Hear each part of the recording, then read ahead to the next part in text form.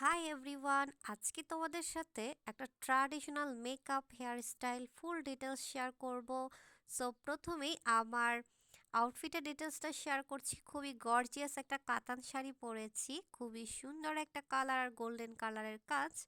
আর তার সাথে আমি অর্নামেন্টস পরেছি, ঝুমকা, খুবই সুন্দর ঝুমকা টার্সেল সহ। যেহেতু ট্র্যাডিশনাল সব কিছু গোল্ডেনের মধ্যে রাখার ট্রাই করেছি। আমার হেয়ার বানটাও তোমাদের সাথে শেয়ার করব। হেয়ারের মধ্যে একটা অর্নামেন্টস পরে নিচ্ছি, এটা আমার ইয়াররিংস, সেটাকে আমি কভার আপ করেছি। আর তার সাথে খুব সুন্দর গোল্ডেন কালারের চুড়ি, এক হাতে দুইটা চুড়ি আর এক হাতে মুঠ চুড়ি। সো তারপর হচ্ছে আমি একটা অর্নামেন্টস পরে নিলাম, গর্জিয়াস একটা অর্নামেন্টস। তার সাথে আমি ম্যাচ করে ফিঙ্গার রিংস পরে নিলাম।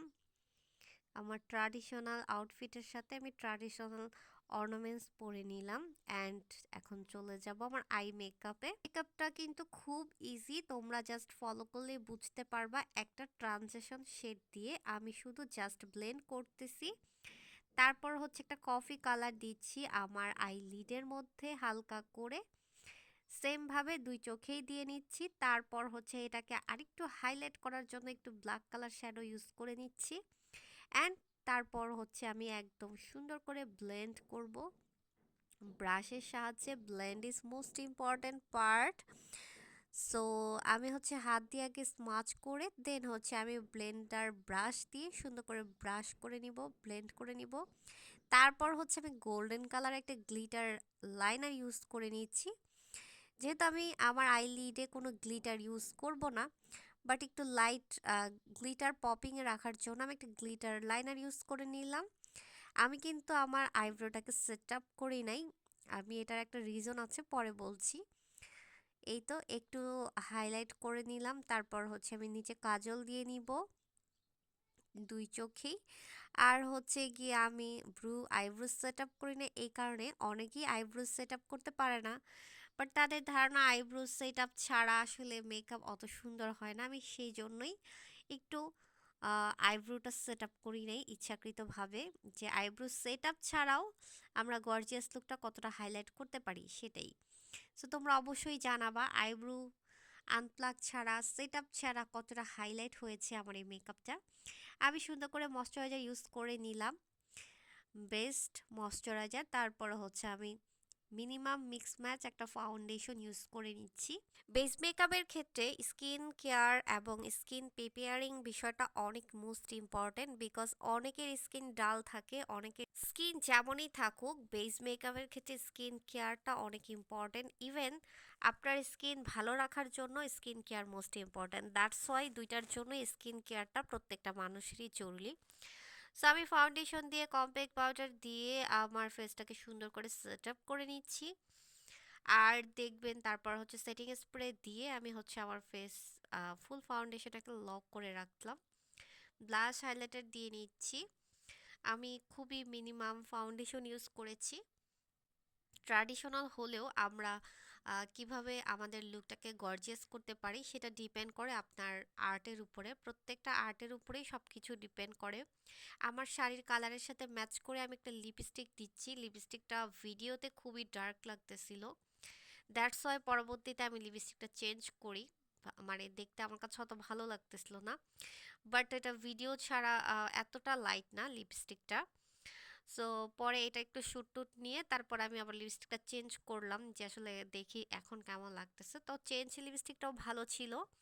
সো আমি হচ্ছে একদম পারফেক্ট কালারটা ম্যাচ করে দিয়েছিলাম, কেন যেন এটা খুবই ডার্ক লাগতেছিল, বাট এতটা ডার্ক না কালারটা।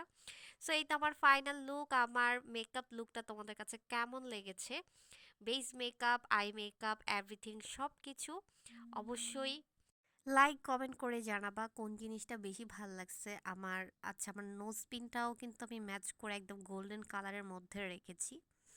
সো আমার সব কিছু, আমার আউটফিটটা খুবই গর্জিয়াস ছিল, একদম একটা কাতান শাড়ি, মানে খুবই গর্জিয়াস। দূর থেকে আমরা ক্লিপসগুলো দেখলেই তোমরা বুঝতে পারবা। এবং আঁচলের পোষণটা খুবই সুন্দর, গর্জিয়াস কাজ। অ্যান্ড পরবর্তীতে যে লিপস্টিকটা চেঞ্জ করেছি সেটা কাছ থেকে একটু দেখানোর ট্রাই করলাম। এই শেডটা পরবর্তীতে চেঞ্জ করে দেওয়া। সো তারপর হচ্ছে আমার আঁচলের পোর্শনটা আবার একটু তোমাদের সাথে শেয়ার করতেছি। খুব খুব সুন্দর, গর্জিয়াস লিপস্টিক শেডটা তোমরা একটু কাছ থেকে দেখো। তাহলে সেটা তোমরা কম্পেয়ারিং করতে পারবা। আর অবশ্যই লাইক কমেন্ট করে জানাবা কোন শেডটা বেশি ভালো লাগছে, প্রথমটা না সেকেন্ডটা। সো অ্যান্ড এখন তোমাদের সাথে আমার হেয়ার স্টাইলটা শেয়ার করবো। আমি হেয়ার স্টাইলটা হচ্ছে আমি আগেই একদম ফার্স্টে করেছি, বাট ভিডিওতে লাস্টে শেয়ার করলাম। So আমি 3টা ডিভাইড করেছি আমার হেয়ারটাকে, সামনে 2টা ডিভাইড আর পিছনের চুলগুলো একটা ডিভাইড। তারপর ওটাকে আমি একটা হচ্ছে সিকিউর করে নিচ্ছি একটা রাবার ব্যান্ড দিয়ে। তারপরে অবশিষ্ট চুলটাকে দিয়ে আমি একদম সুন্দর করে পেঁচিয়ে ইউপিন দিয়ে সেট আপ করে নিব। সামনের চুলগুলোকে আমি হচ্ছে একটা বেনুনি করব, সুন্দর করে দুই পাশে 2টা বেনুনি করে নিব একদম টাইট করে। এটা কি কোনো ঢিল করে উঠাতে হবে না, টাইট করে বেনুনি করে নিব খুবই ইজিলি।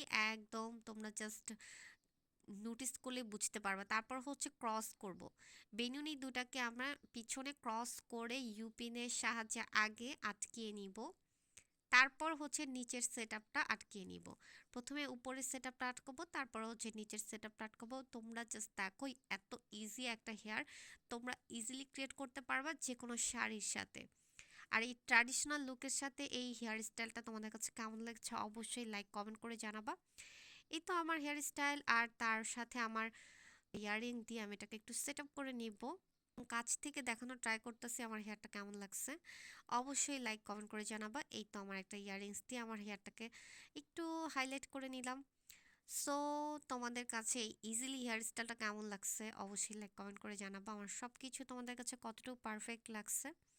তোমরা চাইলে এই হেয়ারের মধ্যে ফ্লাওয়ার লাগাতে পারো, খুব সুন্দর সুন্দর কালারফুল ফ্লাওয়ার, এবং আরও হাইলাইট করতে চাইলে আরও কিছু চেন টার্সেল ইউজ করতে পারো। এটা ডিপেন্ড করে নিজের চয়েসের উপর। আমি যেহেতু আজকে ট্র্যাডিশনাল আউটফিটের মধ্যে সব গোল্ডেন গোল্ডেন রেখেছি, দ্যাটস ওয়াই আমার হেয়ারের উপর আমি গোল্ডেন একটা নকশার মতো সেট আপ রেখেছি।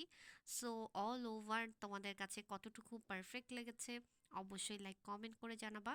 সো সবাই ভালো থাকো, নেক্সট ভিডিওতে আবার দেখা হবে। Thanks for watching.